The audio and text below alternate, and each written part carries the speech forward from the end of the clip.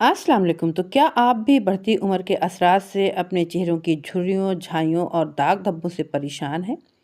तो आज की ये ज़बरदस्त हम एंटी एजिंग क्रीम की रेमेडी आपके लिए लेके आए हैं। आपने वीडियो को ध्यान से देखना है। 1 हफ्ते में इंशाल्लाह आपको वाज़ेह फ़र्क महसूस होगा।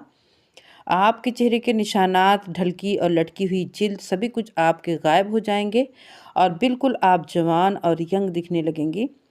तो बच्चों को किस तरीके से इस रेमेडी को यूज़ करना चाहिए, 10 एज बच्चियों को कैसे यूज़ करना चाहिए और 40 प्लस लोगों को कैसे यूज़ करना चाहिए, सभी कुछ हम आपके साथ शेयर करेंगे। आपने वीडियो को ध्यान से देखना है।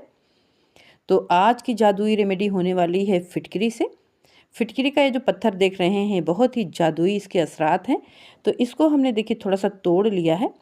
वैसे हम बहुत ही अच्छे तरीके से आपको गाइड करेंगे कि आप फिटकरी का पाउडर किस तरीके से बना के तैयार करें।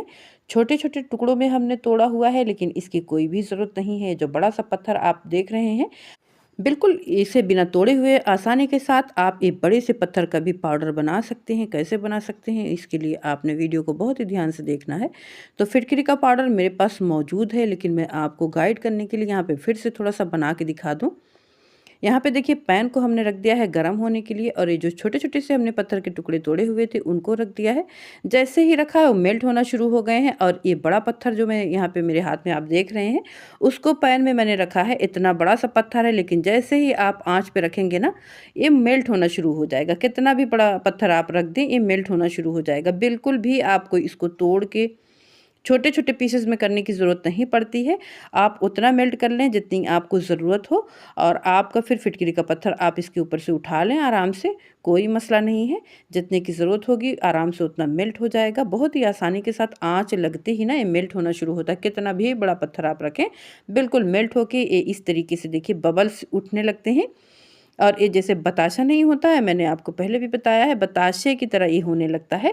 और बिल्कुल आपने बड़े ही सब्र के साथ इसको आँच को थोड़ा-सा मीडियम टू लो करके रखना है और इसको आपने ना चम्मच से चला-चला के नहीं पकाना है। आपने इसको ऐसे ही छोड़ देना है। नॉन स्टिक पैन में कर रहे हों या आप लोहे के तवे पे कर रहे हों, कोई मसला नहीं है। यहाँ पे देखिए जब ये ऊपर से बबल्स इसके जब ख़त्म होंगे और ये नीचे से इसकी नमी ख़त्म होगी, तो ये पैन को अपने आप छोड़ना शुरू करेगा और चम्मच से चलाने पे ये चम्मच में चिपक जाएगा और जो चम्मच में चिपक जाएगा उसके अंदर नमी मौजूद रहेगी। उसका पाउडर कभी भी नहीं अच्छा आपका बनेगा। तो इसका पाउडर अच्छा कैसे बनेगा, इसके लिए आपने यहाँ पे स्टेप्स को बहुत ही ध्यान से देखना है।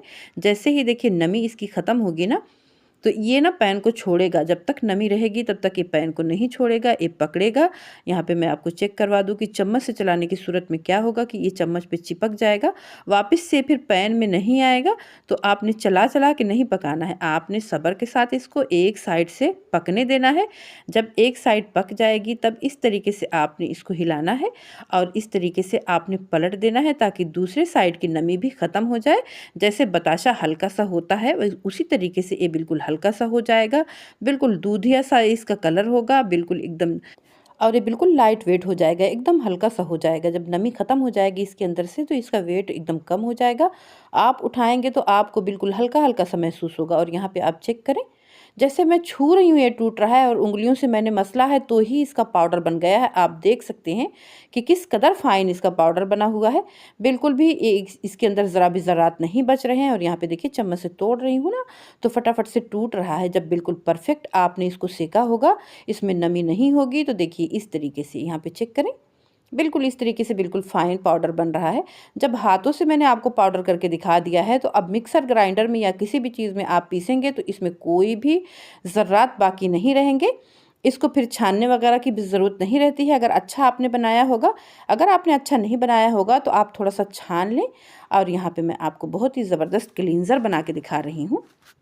एक प्याले में 2 चम्मच रोज़ वाटर हमने लिया है और इसमें देखिए बिल्कुल थोड़ा-सा चुटकी भर हमने इसमें डाल दिया है फिटकरी का पाउडर और अच्छे तरीके से हमने इसको घोल बना के रख लेना है। ये हमारा इतना ज़बरदस्त एंटी एजिंग क्लींज़र बन के तैयार हुआ है, बिल्कुल हमारे स्किन को टाइट कर देगा और बिल्कुल जो ओपन पोर्स वगैरह हैं उनका सफाया भी करेगा और उनको टाइट भी करेगा, जिसकी वजह से हमारे एजिंग साइन जो हैं वो कम होना शुरू हो जाएंगे। यहाँ पे एक कॉटन मैंने लिया हुआ है, इस तरीके से इसमें हम डिप करेंगे अपने हाथों पे, चेहरे पे, गर्दन पे, पूरा अच्छे तरीके से हमने इस तरीके से लगा देना है। 5 मिनट के लिए छोड़ दें, उसके बाद सिंपल पानी से आप वॉश कर लें तो आप महसूस करेंगे कि आपकी स्किन बिल्कुल टाइट टाइट सी हो गई है, बिल्कुल स्मूथ सी हो गई है। तो आप इस तरीके से इस क्लींजर का ही सिर्फ इस्तेमाल कर सकते हैं। इसके ऊपर से फिर कोई क्रीम वगैरह लगाने की ज़रूरत नहीं है। जो मौसम चल रहा है, अब सामने जो बरसात आ रहा है, उसके लिए बिल्कुल एक परफेक्ट रेमेडी है। तो बरसात वगैरह में बहुत ही ज़्यादा चेहरे पे नमी भी रहती है, बहुत ही ज़्यादा ऑयली भी स्किन हो जाती है और जिसकी वजह से दाने वगैरह निकलते हैं। तो इसके इस्तेमाल से सारे प्रॉब्लम आपकी हल हो जाएगी। यहाँ पे देखिए मैंने अपने हाथों पे लगाया हुआ है और अब हम आपको बताएंगे फिटकरी और चावल के आटे से बनी हुई एंटी एजिंग क्रीम, जो कि हमारी एजिंग साइन को बहुत ही आसानी के साथ कम करने के साथ साथ हमारे चेहरे के दाग धब्बे झुर्रियों झाइयों सभी चीज़ों को दूर करेगी। लेकिन परफेक्ट तरीका कैसे बनाना है इसको आपने ध्यान से देखना है। तो यहाँ पे देखिए छोटे चम्मच से मैंने भर के भी चम्मच नहीं चावल का आटा लिया हुआ था और आधे कप पानी में अच्छे से घोल बना के छोटे से पैन में डाल के इसको 5 मिनट तक मैंने बिल्कुल लो आंच पे पकाया है। और यहाँ पे आप चेक करें, आपने इसी तरीके की रखनी है, इससे गाढ़ा आपने नहीं बनाना है। अगर पाउडर आपने इससे ज़्यादा डाल दिया तो बहुत ही गाढ़ा बन जाएगा, पानी अगर आपने ज़्यादा डाल दिया तो बहुत ही पतला बन जाएगा। तो आपने ना बहुत पतला बनाना है ना बहुत गाढ़ा बनाना है, जैसा मैंने बनाया हुआ है ना बिल्कुल इस तरीके से क्रीमी सा आपने बनाना है, तभी आपकी क्रीम बिल्कुल परफेक्ट बनेगी। बहुत ही गाढ़ा बना देंगे तो भी आपकी क्रीम अच्छी नहीं बनेगी, बहुत ही पतला बना देंगे तो फिर आपको चीज़ें और ज़्यादा डालने की ज़रूरत पड़ेगी। यहाँ पे देखिए व्हाइटनिंग कैप्सूल है और मेरे पास है फेयर एंड लवली क्रीम। तो दोनों चीज़ों में से सिर्फ एक चीज़ का इस्तेमाल करना है। दोनों चीज़ों में से जो आपके पास अवेलेबल हो आप उसका इस्तेमाल कर लें। तो इतनी क्रीम में अगर व्हाइटनिंग कैप्सूल आप डाल रहे हैं तो 2 आपने शामिल करना है और फेयर लवली क्रीम जितनी मैं शामिल अभी करूँगी तो आपके साथ शेयर ही कर रही हूँ। यहाँ पे देखिए 2 चम्मच हमने डाल दिया है मिल्क पाउडर का।